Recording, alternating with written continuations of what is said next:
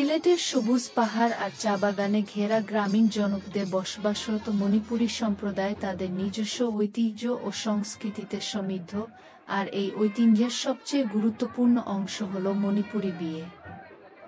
এই বিয়ে শুধু দুটি মানুষের মিলন নয়, বরং দুটি পরিবারের, দুটি সংস্কৃতির আর শতবর্ষের বিশ্বাসের সম্মিলন।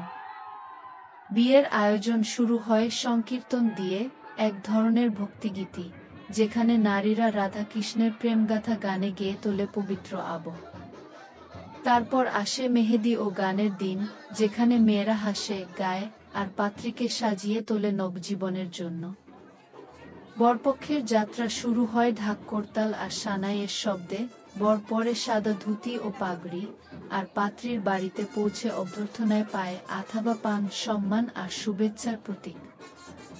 বিবাহের মূল আচার চলে পুরোহিতের মন্ত্রপাঠে, অগ্নিকে প্রদক্ষিণ আর মালাবদলের মাধ্যমে। এইসব আচার শুধু ধর্মীয় নয়, বরং মানসিক ও আত্মিক বন্ধনের প্রতীক। এরপর আসে রাসনৃত্য, একটি পবিত্র নৃত্য, যেখানে নারীরা ঐতিহ্যবাহী ফানেক পরে গানের তালে তালে নাচে, যা প্রেম আর ভক্তির এক অপূর্ব রূপ।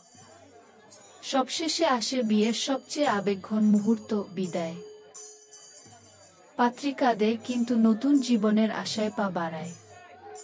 মণিপুরী বিয়ে আসলে একটি জীবন্ত ঐতিহ্য, যেখানে সংস্কৃতি, ধর্ম, সঙ্গীত ও ভালোবাসা মিলেমিশে সৃষ্টি করে এক অনন্য মানবিক অভিজ্ঞতা, যা শুধু ব্যক্তিগত নয়, বরং একটি জাতিসত্তার আত্মপরিচয়ের ধারক ও বাহক। সিলেটের উঁচু নিচু টিলা, সবুজ চাবাগান আর ছায়াঘেরা গ্রামগুলোয় ছড়িয়ে আছে একটি প্রাচীন জনগোষ্ঠী, বাংলার মণিপুরী সম্প্রদায়। তাদের জীবনে ধর্ম, সংস্কৃতি আর সঙ্গীত এতটাই জড়িত যে প্রতিটি আচার অনুষ্ঠান যেন একটি জীবন্ত কবিতা। আর এই কবিতার সবচেয়ে রঙিন অধ্যায় হল তাদের বিয়ে। মণিপুরী বিয়ে শুধু একটি সামাজিক বন্ধন নয়, এটি বিশ্বাস, ভালোবাসা আর ঐতিহ্যের এক পবিত্র উৎসব। বিয়ের প্রস্তুতি শুরু হয় অনেক আগে থেকেই। বিয়ের কয়েকদিন আগে থেকেই পাত্রীপক্ষের বাড়ি রঙে, আলোয় আর গানে পূর্ণ হয়ে ওঠে। মেয়েরা জড়ো হয় পিঁড়িতে বসে, হাতে মেহেদি দিয়ে, চুলে ফুল গুজে তারা গায় লোকগান, হেসে খেলে সাজায় কনের ভবিষ্যৎ। আর এক সন্ধ্যায় বাজে করতাল, ঢাক, মৃদঙ্গ, শুরু হয় সংকীর্তন। নারীরা গোল হয়ে বসে গাইতে থাকে কৃষ্ণ ও রাধার লীলা, তাদের প্রেমের ঐশ্বরিক গল্প, যেন পুরো বাড়ি ভরে ওঠে ভক্তির শব্দে, আর বাতাস হয়ে ওঠে অলৌকিক। পাত্রপক্ষের যাত্রা হয় জমকালো, ঢাক বাজে, সানাইয়ের সুর বয়ে চলে, ছোটদের কোলাহল, বড়দের মুখে শুভকামনা। বর পরেন ধুতি, গায়ে থাকে শুভ্র চাদর, মাথায় রেশমি পাগড়ি। পাত্রীর বাড়িতে পৌঁছানোর পর বর ও তার সঙ্গীদের অভ্যর্থনা জানানো হয় আথাবা পান দিয়ে, যেটি এই সংস্কৃতিতে আতিথেয়তা ও সৌহার্দ্যের প্রতীক। তারপর শুরু হয় বিয়ের মূল অনুষ্ঠান। পুরোহিত মন্ত্র পড়েন, সেই মন্ত্রধ্বনিতে ধরা পড়ে সৃষ্টির আর মিলনের অনন্ত সুর। পাত্রপাত্রী একে অপরকে মালা পরায়, প্রদক্ষিণ করে অগ্নিকে, আর নেয় আজীবনের প্রতিশ্রুতি, ভালোবাসা, শ্রদ্ধা আর সহযাত্রা।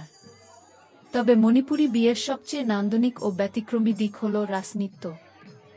রাতে আলোর নিচে নারীরা পরেন রঙিন ফানেক, গায়ে ইনাফি জড়িয়ে গানের তালে তালে বৃত্তাকারে নাচে।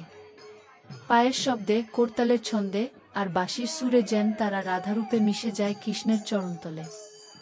এই নাচ কেবল বিনোদন নয়, এ এক ধরনের উপাসনা, হৃদয়ের মাধ্যমে ঈশ্বরকে ছুঁয়ে যাওয়ার চেষ্টা। অতিথিদের পরিবেশন করা হয় নিরামিষ খাবার, খিচুড়ি, তরকারি আর মিষ্টি, সব কিছুতেই থাকে আন্তরিকতা আর অতিথিপরায়ণতার ছাপ। অবশেষে আসে সেই আবেগঘন মুহূর্ত, বিদায়। কনে চলে যাচ্ছে নিজের ঘর ছেড়ে নতুন ঘরে। মায়ের কোল থেকে পৃথক হয়ে, চোখে জল আর মুখে হালকা হাসি নিয়ে সে পা রাখে অজানা ভবিষ্যতের দিকে। চারপাশে কান্না, কিন্তু সেই কান্নার মধ্যেও লুকিয়ে থাকে আশীর্বাদ আর এক নতুন জীবনের স্বপ্ন। এই বিদায় শুধু একটি মেয়ের গৃহত্যাগ নয়, এ এক নতুন অধ্যায়ের সূচনা। মণিপুরী বিয়ে তাই কেবল একটি অনুষ্ঠান নয়, এটি একটি সাংস্কৃতিক অভিজ্ঞতা, একটি জীবনচক্রের উদযাপন। এখানে ধর্ম, সঙ্গীত, শিল্প ও মানবিকতার অপূর্ব সম্মিলন ঘটে। এই বিয়েতে লুকিয়ে থাকে শত শত বছরের ঐতিহ্য, একাত্মতা আর অস্তিত্বের পরিচয়। প্রজন্ম থেকে প্রজন্মে বয়ে চলা এই রীতি শুধুই বিয়ের এক রূপ নয়, এক জীবন্ত ইতিহাস, যা এখনো বাঁচিয়ে রেখেছে একটি জাতিসত্তার গভীর আত্মপরিচয়।